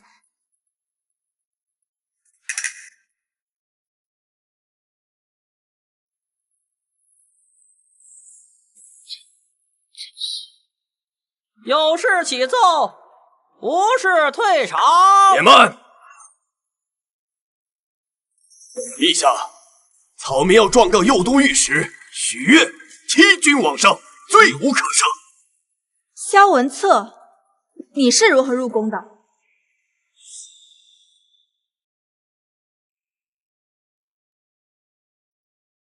陛下，臣有人证物证，证明许悦不是男子，他只是女扮男装，此乃十恶不赦的欺君之罪，按大律应处斩。你是忧思过甚，议政了吧？是不是议政，一眼便知。哎呀，这女的是个甚呐？不知道啊，这是个女子。民女如烟，拜见陛下。是你？民女可以证明，许大人确实是女子。如烟，我怜你出身，待你以诚，你为何要恩将仇报？他胁迫我家人，对不起了许大人。许悦，这如烟便是你想教导、你想拯救的女子吧？可是，一切在利益面前，你所坚信的那套东西不堪一击。你现在可曾后悔办女子学堂？我不后悔，反而更加坚定。新办女学，让女子开蒙，知书明理是何等的迫切！哈哈哈哈哈！你口舌如簧，某不与你。如烟，把你看到的一五一十都跟大家说出来。不，你哑巴了吗？把这盘里的东西给我打开，告诉他们。这是民女在女子学堂帮忙时，无意在许大人房中发现的。大声回话！这是什么？这是女子所用的月事带。居然有这种东西，她真是个女子啊！许悦，你还有什么话可以说？陛下，此等欺君罔上之徒，应立即革职查办，明正典刑。凭这一人之言，你就怎么能判断这月事带一定是许悦所有啊？陛下，如果感觉人证物证不足，那么验身便是最好的办法。许悦，你敢不敢解衣，证明你的清白呢？啊！不可！许悦是朝中大臣，怎敢如此羞辱他？陛下，如果许悦是男子的话，解衣只是小小的不妥；但是他如果是女子的话，欺君罔上，孰轻孰重，难道陛下不清楚吗？还是陛下想违背国法，刻意包庇逆？许悦，你是自己脱，还是本王叫别人来帮你？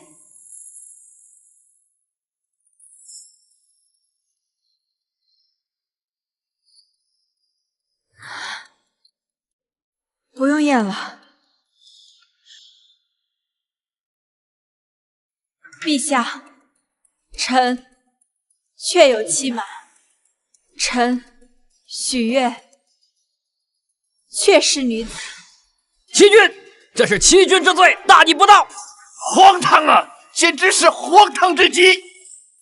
女子竟敢妄居朝堂，尽击私臣，违家自所。怪不得自许悦入朝，这几次三番违背礼法，搅动风波。原来她自己就是女人。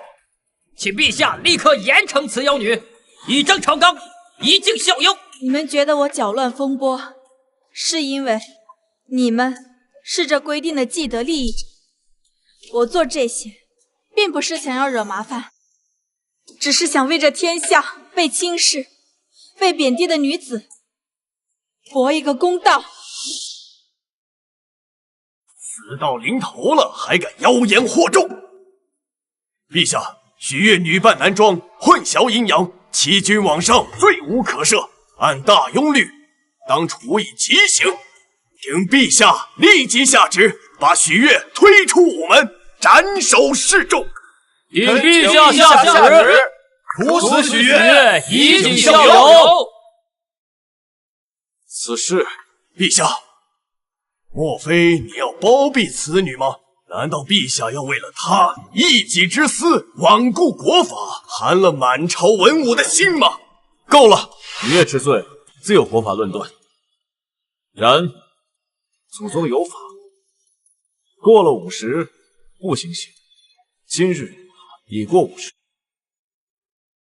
罪女许月先行押入天牢，严加看管。明日50，再明正典刑。陛下，朕意已决，退朝。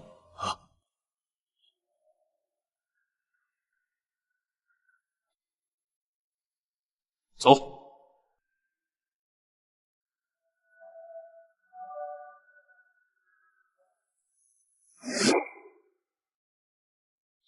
系统，没想到兜兜转转又回到这个 VIP 套房，真是人生无常，大肠包小肠。哎呀，宿主，这都什么时候了，你还有心情开玩笑？明天就要被砍头了，这次可是全世界都知道你是女的了，没法发了。那不然怎么办？哭唧唧等死啊？这谁啊？该不会是萧文策派来的杀手吧？陛下，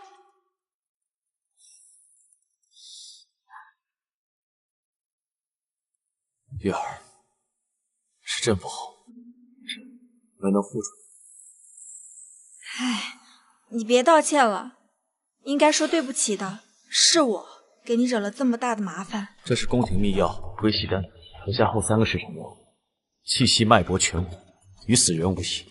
朕已经打点好一切，等你假死后，便会有人替换你出去。啊，假死呀！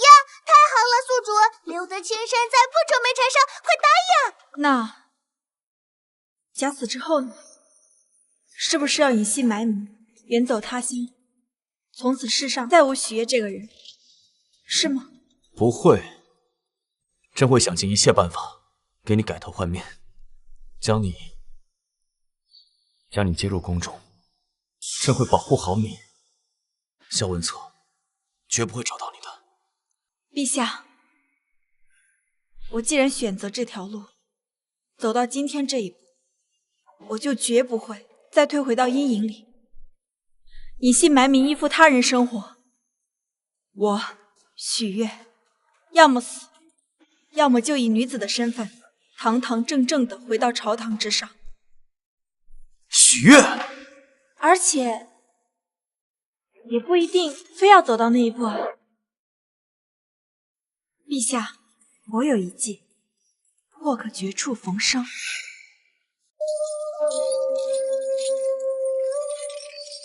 哎，这不是状元郎吗？怎么就成这样了？哎，这怎么就被绑起来了？之前还父母怀疑，真是可怜呐！哎，原来是女儿身呐。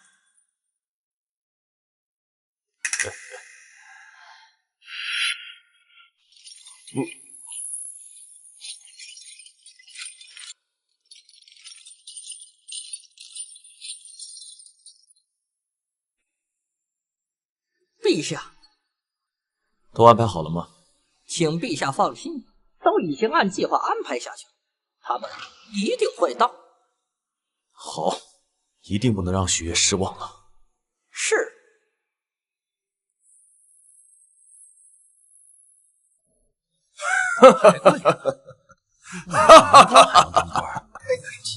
真可怜呐！许山道，醒醒！啊，怎么还没来？要死了，要死了！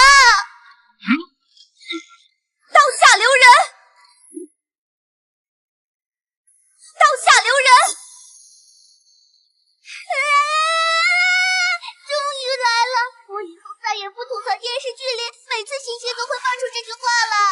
许愿无罪，女子当立。许愿无罪，女子当立。许愿无罪，女子当立。反了！你们这些无知妇人，竟敢冲击法场！巡防营，立刻驱散这些乱民，如有阻拦者，格杀勿论。退后，都退后！退后，我砍了他！你们可别忘了，你们家中也有母亲，有妻子，有姐妹。你们现在在这里助纣为虐，他日你们亲人若遭遇不公，又有谁为他们撑腰？娘，臭小子，你敢对许大人动手？你敢碰这些好姑娘一下，老娘就没你这个儿子！妹妹，你怎么来了？哥，我们不能忘恩负义，你快回来！别胡闹！你不回去，你就不是我哥。夫人，你怎么来了？许大人是咱们女人的恩人，你跟这瞎起什么哄啊你？啊！气死我了！你敢伤许大人啊！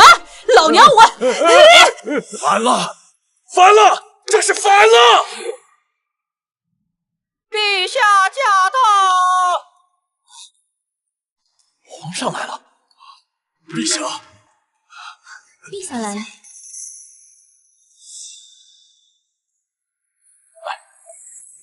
陛下，皇叔，这不是造反，这是民心所向。陛下，我儿许愿何罪之有？他为国为民，所做之事哪一样不是利国利民？就因我妹妹是女子，便有功也无功，有过便是天大的罪过吗？这不公平，请陛下明鉴，请陛下明鉴。诸位，你们有何主张？今日便可一一道来，朕定为你们做主。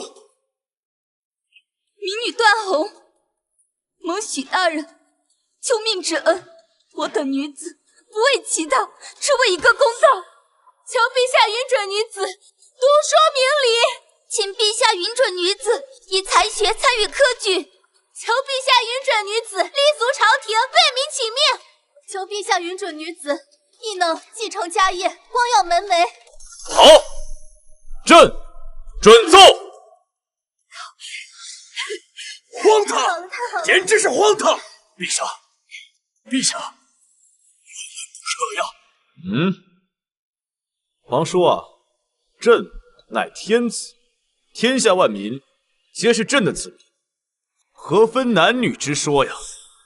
若天下的子民有一半，他们的心声不得上诉，诉求不得答复，这江山该如何稳固？这社稷该谈何长安？陛下，你是被这妖女迷惑，会断送了大雍的基业。皇叔啊，若是你执意如此，那这件事朕就不过问，朕即刻回宫。这烂摊子你自己收拾。走。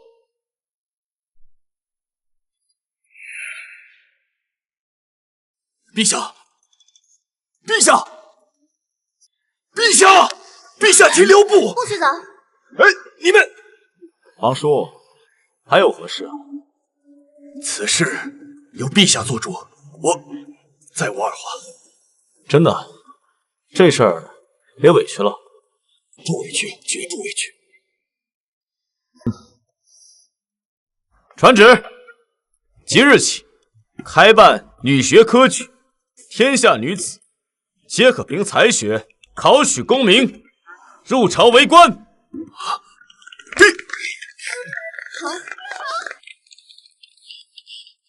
陛下，既已如此，月儿是否无恙了？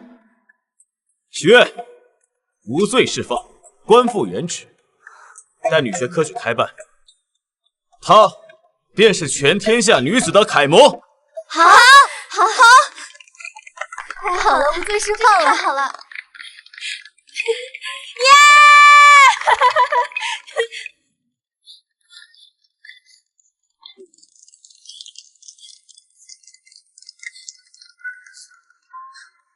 楷模，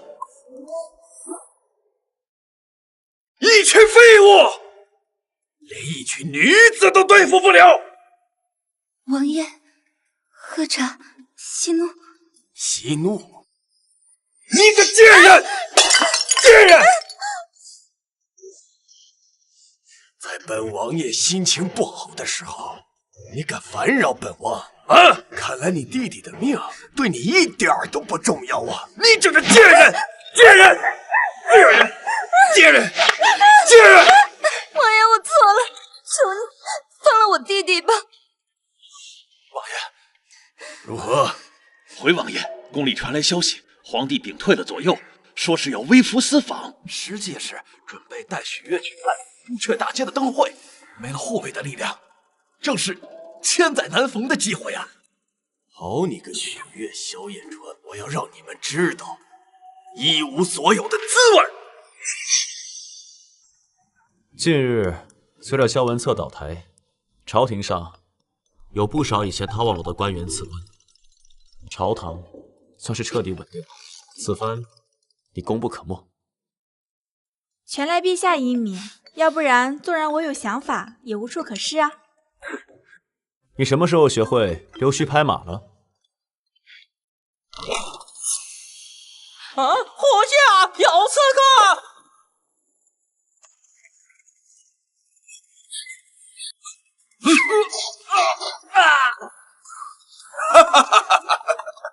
我的好侄儿，你千算万算消了我的绝怨，罢了我的官，但是你万万没想到，你们俩今天命丧此地吧？王叔，这是什么意思呀？没什么意思，天下有能者居之。今天我就要杀你和你这个小娘皮！上！和你这个小娘皮！上！是吗？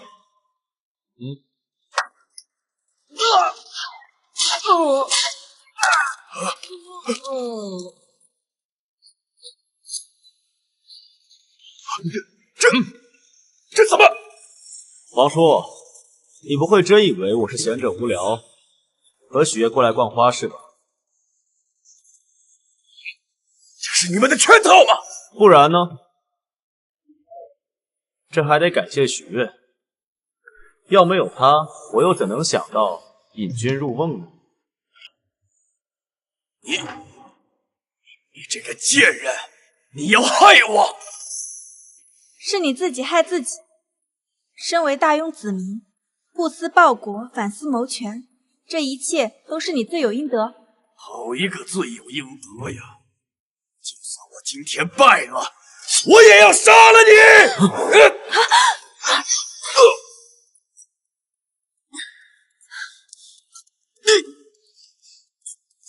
你背叛我！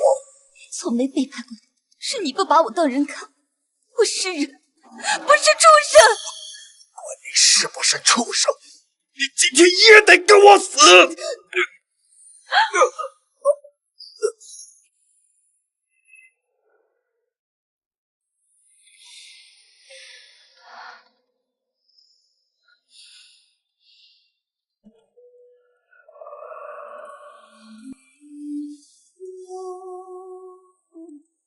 陛下，一切都已经过去了。从今往后，朝堂之上再无掣肘，您可以全权掌控这一切，推行您的仁政，打造您心目中的太平盛世了。是啊，此番扳倒萧文策，你功不可没。许月，接旨。臣在。右都御史许月，忠心耿耿，赫赫功勋，特封为一品宰相。这也是大庸朝开国以来第一位女丞相。陛下刚刚解决了一个权倾朝野、图谋不轨的皇叔，这转眼间就自己培养了一个女丞相。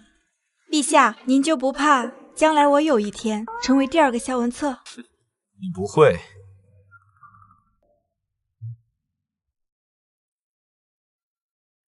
你若是真那样，你就不会一次次舍生忘死，为天下、为那些素不相识的女子奔走了。宿主，为集名城核心任务已完成，名望值已达顶峰，恭喜宿主，